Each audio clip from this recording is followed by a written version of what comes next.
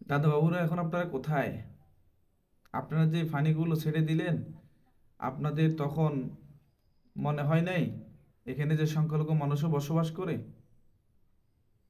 আপনাদের কত হস্তক্ষেপ দেখলাম বাংলাদেশের প্রতি। কই এখন তো আর সেই খোঁজখবর নেই। বাংলাদেশের সংখ্যালঘুরা আপনারা কোথায়? কত আন্দোলন করলেন আপনারা? কই? আপনাদের দাদা বাবুরা তো এখন আর আপনাদের খোঁজখবর নিচ্ছে না।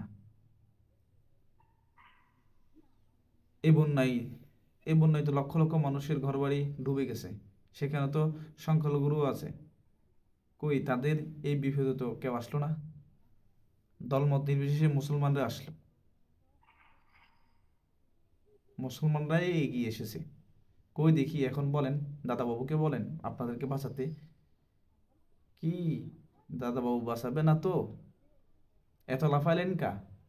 আপনাদের দাদাবাবু তো, দাদাবাবুকে প্রশ্ন করেন পানিতে আপনাদেরকে ডুবাইলে কেন?